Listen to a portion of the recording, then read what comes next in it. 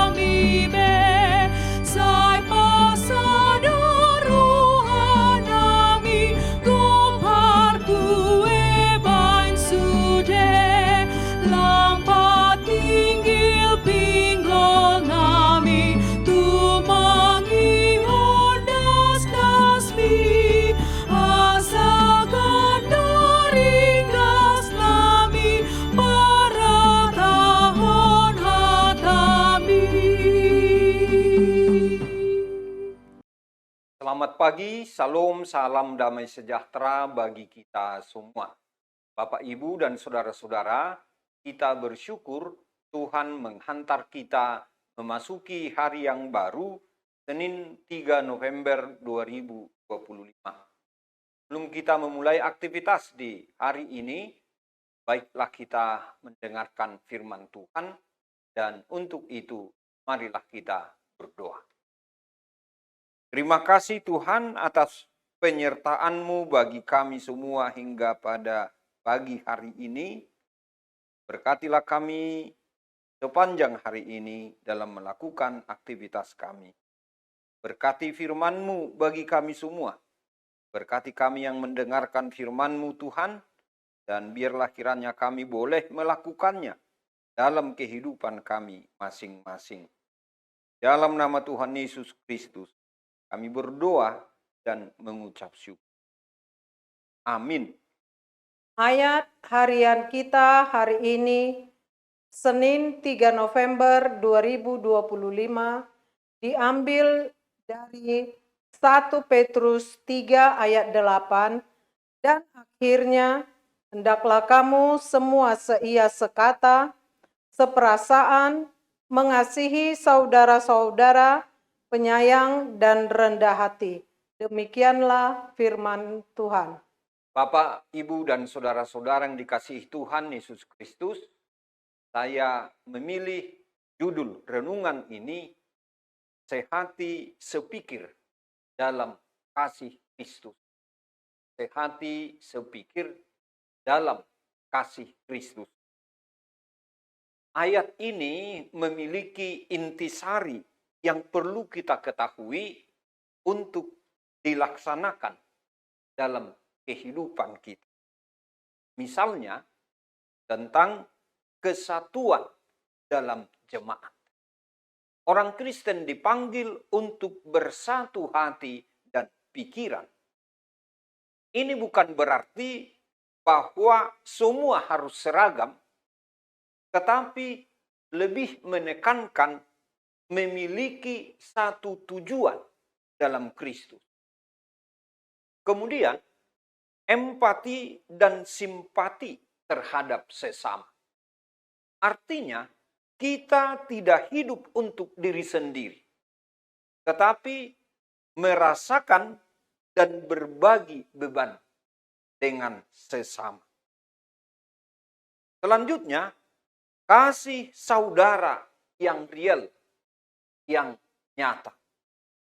Sebagai orang percaya, kita adalah satu keluarga rohani. Ini berarti bahwa kasih antara sesama keluarga, sesama anggota atau gereja, mestinya menjadi ciri khas persekutuan itu. Kemudian, belas kasihan dan kelembutan hati. Artinya, ketika kita melihat penderitaan sesama, kita tidak acuh, tetapi menaruh hati dan bertindak. Kemudian, kerendahan hati dan keramahan. Sikap rendah hati dan ramah ini menjadi penegasan bahwa Kristen bukan mendominasi, tetapi melayani. Selanjutnya, hubungan yang benar dengan sesama. Dan ini berkaitan dengan hubungan kita yang benar dengan Tuhan. Mengapa, Bapak, Ibu, dan saudara-saudara? Karena jika hubungan kita dengan sesama bermasalah, maka doa dan persekutuan kita dengan Tuhan bisa terganggu. Bapak, Ibu, dan saudara-saudara, apa relevansinya ini bagi kita, jemaat Tuhan yang hidup di zaman ini? Pertama, panggilan untuk kesatuan di tengah perbedaan. Kita yang hidup di dunia saat ini sangat mudah terpecah karena politik, karena media sosial, bahkan dalam gereja pun bisa timbul perbedaan pandangan. Sama juga dalam keluarga. Firman Tuhan hari ini menyadarkan dan mengingatkan kita bahwa kesatuan iman lebih penting daripada kesamaan pendapat. Seia sekata, bukan berarti semuanya harus sama. Tetapi yang terutama, kita memiliki tujuan yang satu, yaitu memuliakan Kristus. Oleh karena itu, janganlah kita membiarkan perbedaan cara berpikir, suku, atau pelayanan menjadi sumber perpecahan dalam jemaat. Marilah kita melatih diri untuk mendengar dengan empati, bukan cepat menilai. Yang kedua, empati dan kepedulian sosial. Seperasaan berarti mampu merasakan penderitaan atau sukacita orang lain. Gereja masa kini sering sibuk dengan kegiatan, tetapi kehilangan rasa iba. Rasul Petrus di sini menegaskan, iman yang sejati selalu menyentuh hati, bukan hanya pikiran. Aplikasinya adalah bahwa kita selaku jemaat dipanggil menjadi sahabat bagi yang lemah, mendampingi yang berduka, dan menolong yang kekurangan.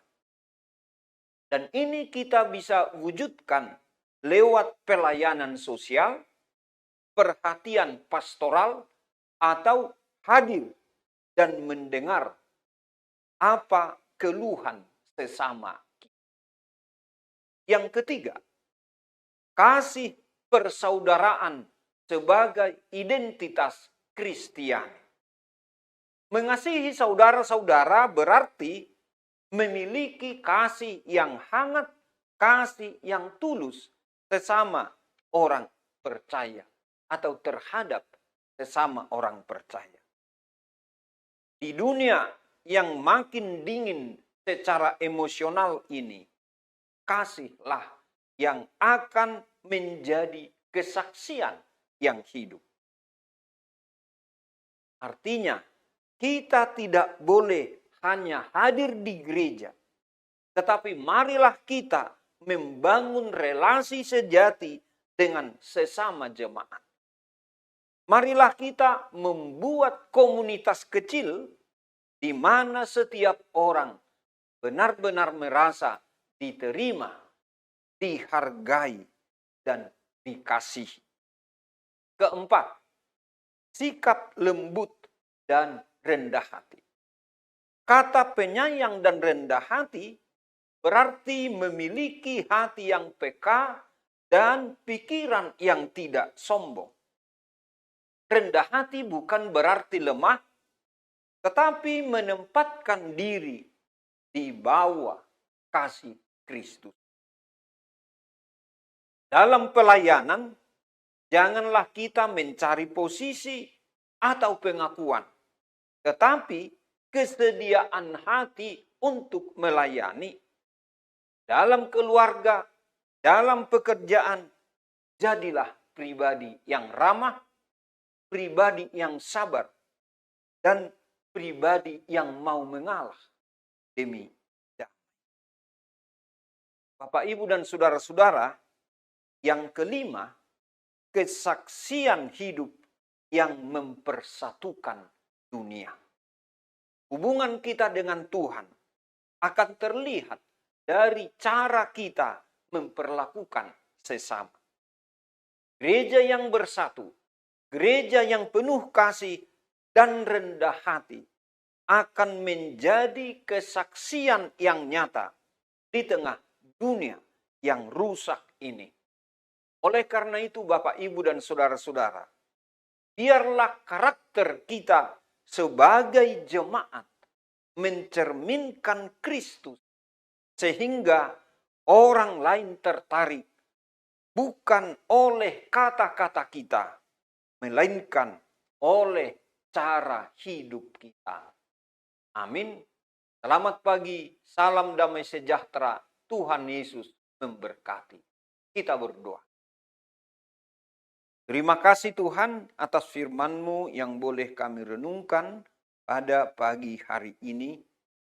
Berkatilah firman-Mu bagi kami, berkati kami yang mendengarkan firman-Mu, dan biarlah kami boleh melakukannya dalam kehidupan kami masing-masing. Tuhan, saat ini kami bawa dalam doa ini saudara-saudara dan keluarga kami yang dalam keadaan berduka, kiranya mereka boleh menerima kekuatan dan penghiburan dari Tuhan. Saudara-saudara dan teman-teman kami yang dalam pergumulan hidup yang berat, biarlah mereka juga memperoleh pengharapan yang dari Tuhan. Sehingga mereka boleh mendalami pergumulan, memenangkan pergumulan, dan di dalamnya Tuhan dimuliakan. Tuhan, kami berdoa untuk saudara-saudara dan keluarga kami yang dalam keadaan sakit, dalam perawatan atau pemulihan. Biarlah Tuhan yang selalu menyertai mereka.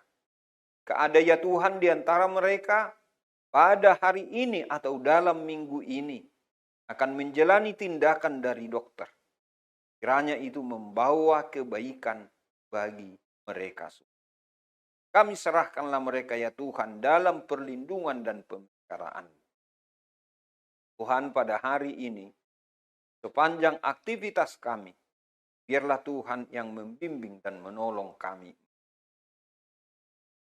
Juga bawa dalam doa ini keluarga-keluarga yang sudah lama berumah tangga, tetapi mereka belum memperoleh keturunan atau anak. Tuhan, dengarlah doa-doa dan permohonan kami. Doa-doa dan permohonan. Kiranya Tuhan mengabulkan seturut. Hari ini Tuhan kami berserah diri ke dalam tangan-Mu. Lindungi dan berkatilah kami. Agar kiranya kami boleh melakukan aktivitas kami seturut kehendak-Mu. Terima kasih Tuhan. Dalam nama Tuhan Yesus Kristus kami berdoa dan mengucap syukur. Amin. Anugerah Tuhan kita Yesus Kristus dan kasih setia dari Allah Bapa dan persekutuan dengan Roh Kudus kiranya menyertai kita semuanya. Amin.